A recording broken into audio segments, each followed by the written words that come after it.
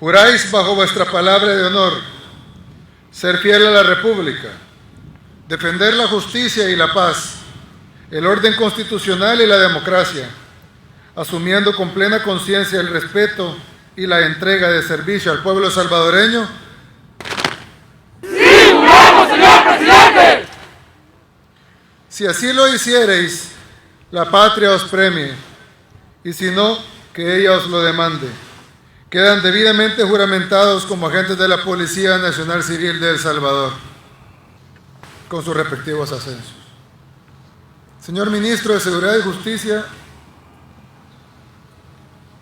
señor Director General de la Policía Nacional Civil, señor Director de la Academia Nacional de Seguridad Pública, señores oficiales, miembros de la Corporación Policial,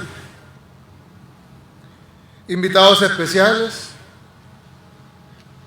amigos de la prensa, señoras y señores.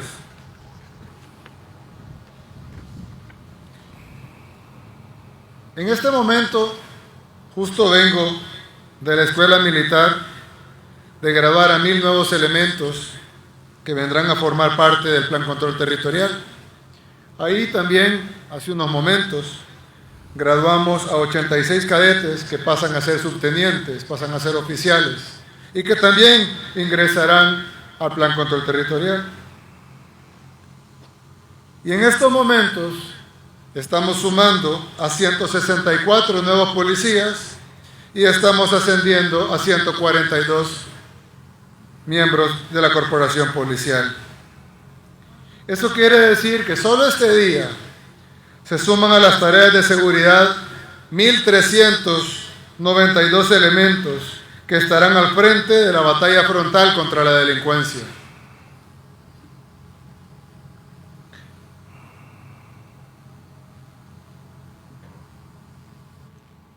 Como todos ustedes saben, cuando llegamos al gobierno, el problema más grande que tenía nuestro país, por mucho, era el problema de inseguridad, el problema de la delincuencia. Y a los pocos días de estar en el gobierno, 19 días para ser exactos, nos reunimos con el Gabinete de Seguridad y planteamos el lanzamiento del Plan Control Territorial, el cual iba a consistir de fases. Ese día anunciamos el lanzamiento de la primera fase, que era la fase de preparación, que inició el 20 de junio del 2019. Muchos de ustedes recordarán, estoy seguro la mayoría, que antes, en los gobiernos anteriores, teníamos días de 50 homicidios y teníamos meses con promedio de 30 homicidios diarios. Es decir, había días de 40, días de 20, con un promedio de 30, para tener meses que llegaban casi a tener 1000 homicidios en un mes. 1000 homicidios en un mes. Lo que ahora se tiene en un año. Y en ese momento nos pusimos a trabajar con las pocas herramientas que teníamos, con el poco presupuesto que teníamos y con ese gran cáncer que nos heredaron, que es las pandillas y la delincuencia, que estaban cobrando la vida de docenas de salvadoreños cada día. Y en ese entonces también sabíamos que eso no había pasado de casualidad, sino que después de la guerra se empezó a formar este fenómeno que venía importado de los Estados Unidos y los gobiernos de entonces los dejaron crecer. Y los dejaron crecer a niveles que probablemente si se hubiera hecho algo en los 90s, nuestro país no hubiera tenido que enfrentar lo que tuvo que enfrentar después. Pero no solo los dejaron crecer, sino que también sabemos que las alimentaron, las financiaron, las entrenaron, las armaron.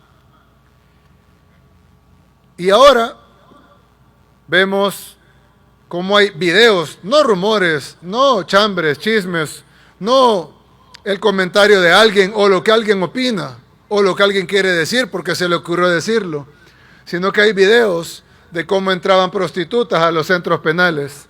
Hay videos de cómo salían cajas enteras de celulares de los centros penales que además funcionaban porque nunca nadie tuvo el valor de bloquear la señal. En nuestro gobierno, una de las primeras cosas que hicimos fue bloquear la señal de los centros penales, y desde entonces no solo no hay señal en los centros penales, sino que lamentablemente no hay señal ni siquiera en las casas aledañas a los centros penales, porque el bloqueo es tan potente que bloquea incluso las casas que están en los alrededores. Los centros penales, que antes eran básicamente el cuartel general del crimen, ahora no estarán lejos de ser perfectos, pero comparado con lo que estaba antes, son un modelo de orden y de disciplina, donde ya no hay celulares, donde ya no hay computadoras, donde ya no hay internet, donde ya no hay graffiti de pandillas, donde ya no andan vestidos como quieren, donde ya no hay drogas, donde ya no hay armas y donde ya no hay prostitutas. Sin embargo, parece que hay mucha gente que le molesta eso, que quisieran que nuestro país volviera a ser como era antes. Y cuando digo que era antes, no lo digo yo, ahí están los videos. Parece que hay gente que quisiera que volviera a ser como era antes, que los penales volvieran a tener graffiti de pandillas, que se dieran las órdenes desde ahí adentro, que volvieran a hacer lo que quisieran ahí, que tuvieran internet. Subían los videos de las prostitutas desde celulares, y los celulares conectados a internet, dentro del centro penal. 4 ilícitos en uno. ¿Y qué se hacía entonces? Nada. De hecho, llegamos al punto en que hay fotografías y videos de eso. Le prestaban a los pandilleros los polígonos de tiro de la Fuerza Armada para aprender, por supuesto, a tirar. Pero obviamente en los polígonos de tiro no se aprende a tirar al pie, o al brazo, o a la mano. En los polígonos de tiro se aprende tiro certero, tirar a la cabeza y al corazón. Los gobiernos anteriores, y no lo digo yo, lo dicen los videos y las fotografías, los gobiernos anteriores le dieron los polígonos a los pandilleros para que aprendieran a tirarle a la cabeza y al corazón de nuestro pueblo. Y ellos, esos mismos, los que hicieron eso, los que los armaron, los que les prestaron los polígonos de tiro, los que le dieron municiones, armamento, granadas, los que les dieron dinero, hay políticos en video, no rumores, en video, entregando montañas de dinero a los pandilleros, literalmente montañas de dinero a los pandilleros, y está en video. Hay otro político, Norman Quijano, quien fue desaforado ahora por la nueva Asamblea Legislativa, porque la anterior le dio impunidad, que dijo, se fue a Honduras y dijo: voy a regresar a enfrentar la justicia.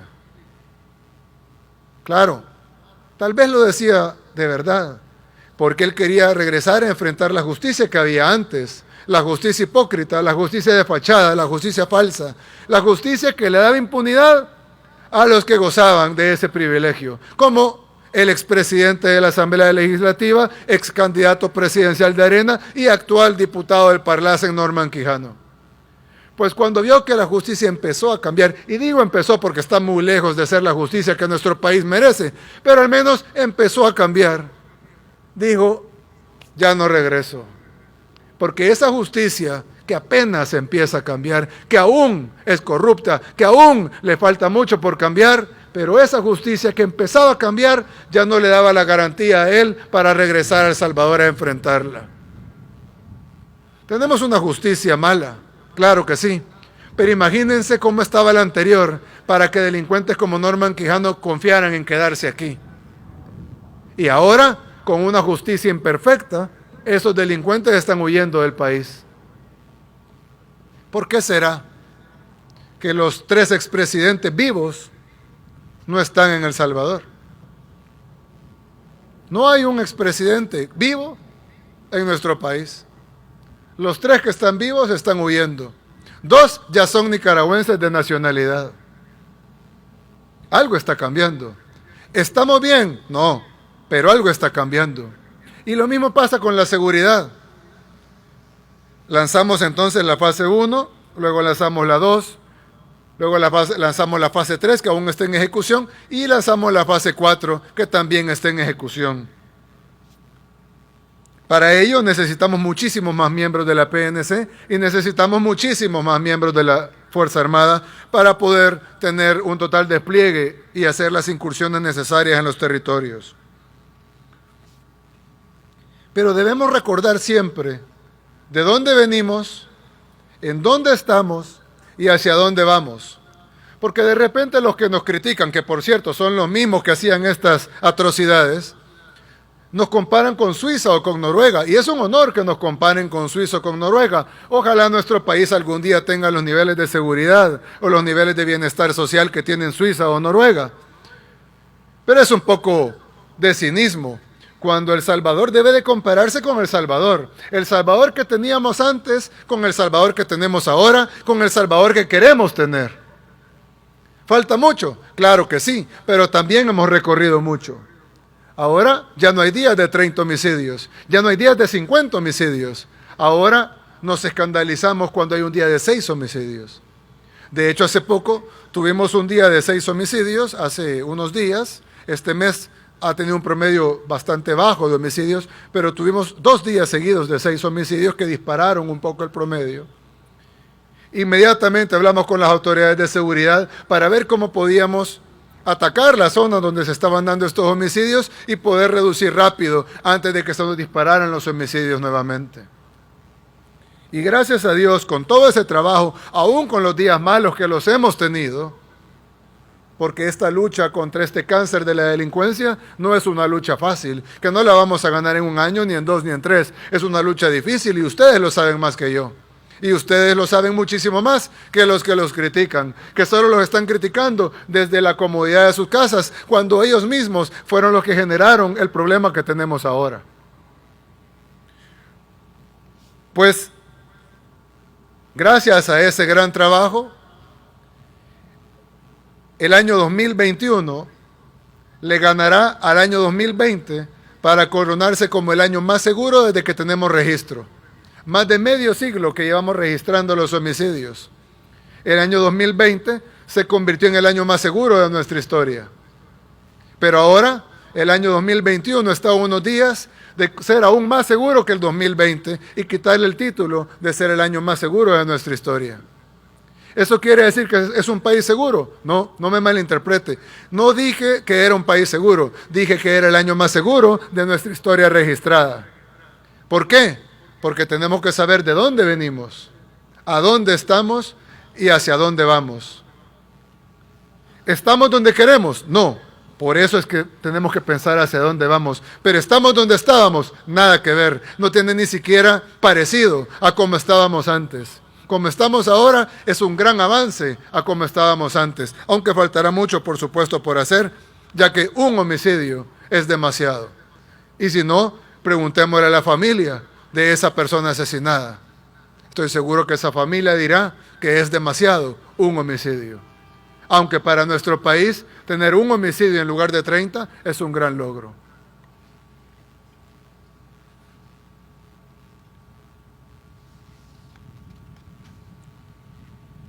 Y como ya es un hecho que los homicidios han reducido drásticamente, no solo lo dicen las cifras de la Policía Nacional Civil, sino que lo dicen también las cifras de la Fiscalía, las cifras de Medicina Legal, incluso las cifras de los organismos internacionales, organismos como el Fondo Monetario Internacional, que todos ustedes bien saben que no somos los mejores amigos necesariamente, pero ellos certifican la gran reducción en los homicidios.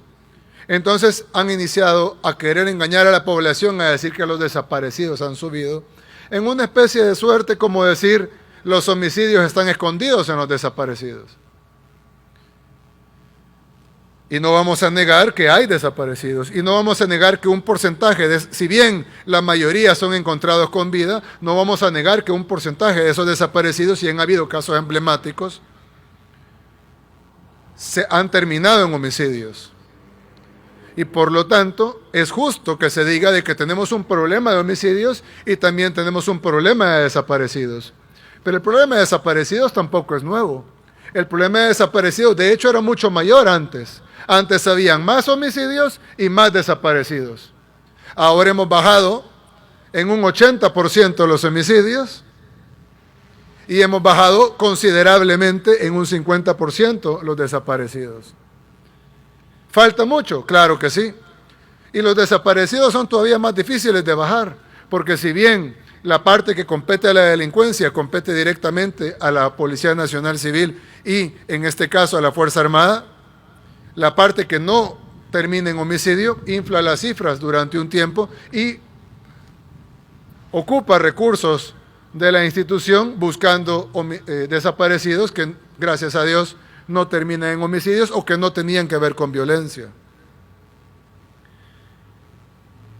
Pero este año, el 2021, no solo va a cerrar como el año con menos homicidios, sino que también solidifica la gran reducción en los desaparecidos. Entonces el presidente está diciendo que no he dicho eso. Por eso digo que hay que recordar de dónde venimos, en dónde estamos y hacia dónde vamos. Porque hacia dónde vamos es al país que queremos, donde no hayan homicidios y donde todos los desaparecidos sean por temas no relacionados a delincuencia. Porque todos los países los tienen. De hecho, es difícil encontrar incluso un país sin homicidios. Pero a eso tenemos que apuntar. Pero tenemos que ver a dónde estamos, que es lo que estoy diciendo ahorita, y de dónde venimos, que es lo que dije hace un rato. Y esa labor, nosotros la hablamos, nosotros la planificamos, nosotros la decimos, pero quienes la ejecutan son ustedes.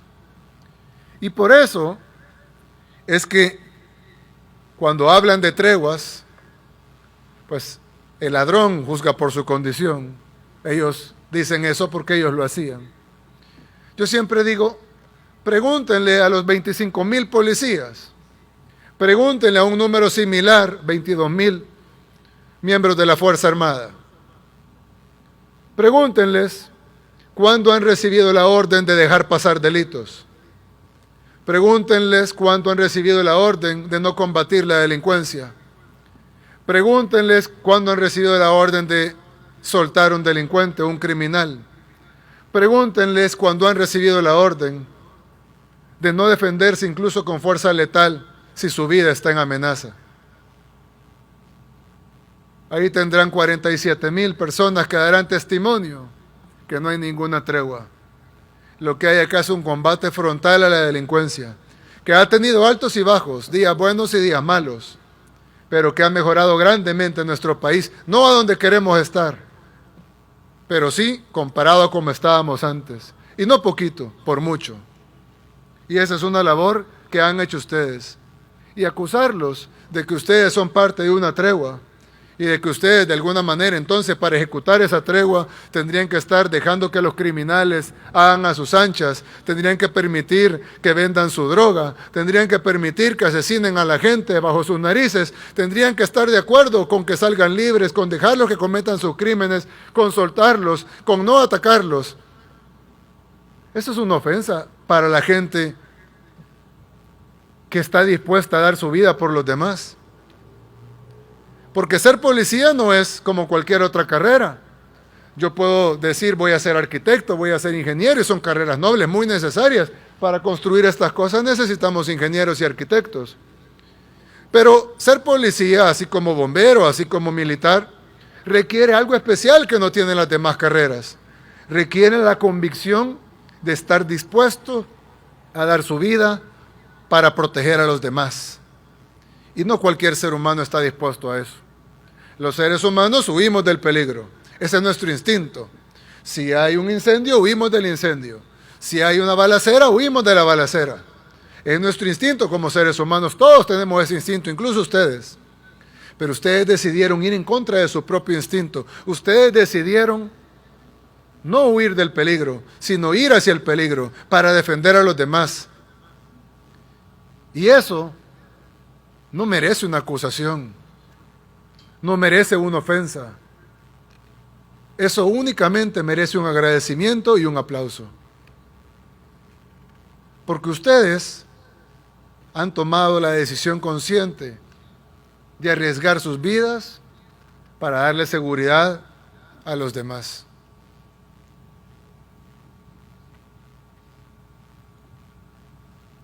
Este día se suman al Plan Control Territorial y a la fase 4 del Plan Control Territorial llamada incursión estos nuevos elementos. Con esto agregaremos capital humano que nos permitirá ejecutar la fase 4 que tardará un par de años en ejecutarse, aunque paralelamente se ejecutarán las diferentes fases. Pero este día estamos graduando a 306 elementos de la Policía Nacional Civil que tendrán, como siempre, como nunca ha cambiado, por lo menos no en este gobierno, la misión de salvaguardar la vida de los salvadoreños, de darles seguridad, de servir y proteger ante todo. Se gradúan 160 alumnos y 136 elementos ascienden a inspectores. 1 a inspector en jefe, 1 de cabo a sargento, 4 a cabos y 4 alumnos que estaban pendientes de juramentar de promociones anteriores. En 2 años y medio de gobierno hemos incorporado más de 1.500 nuevos efectivos a la Policía Nacional Civil, todos trabajando en el Plan Control Territorial. Y así es como vamos a ganar esta guerra contra las pandillas. Así es como vamos a ganar esta guerra contra la inseguridad, contra la delincuencia. Invirtiendo en seguridad, invirtiendo en la policía, invirtiendo en la Fuerza Armada, invirtiendo en tecnología y sí, claro, invirtiendo también en educación, invirtiendo en las comunidades, invirtiendo en los jóvenes.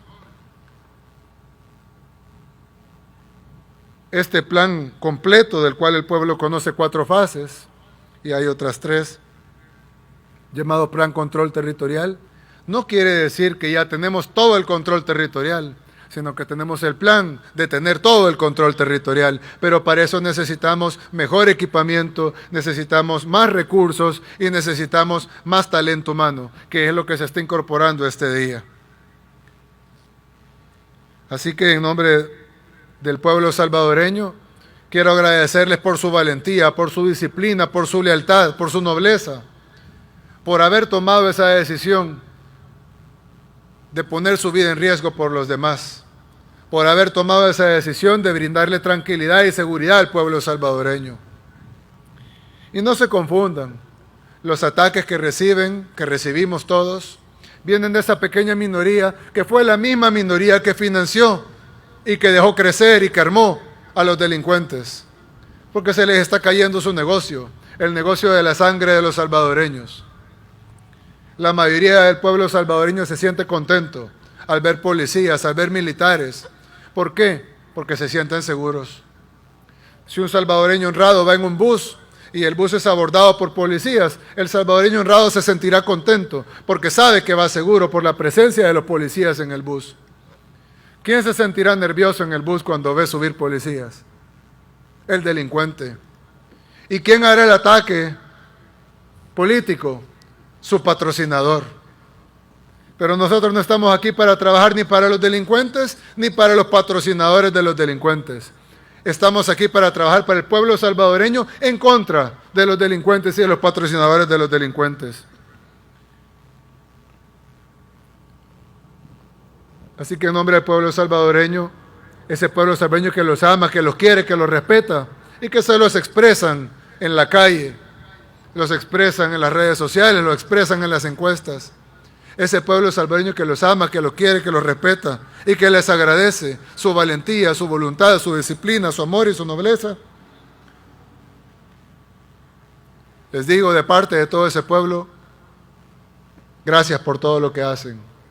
Que Dios los bendiga fuertemente a todos ustedes, que Dios los proteja siempre en todo el camino que vayan y que Dios proteja a su familia y a su misión. Muchas gracias y que Dios bendiga a nuestro país.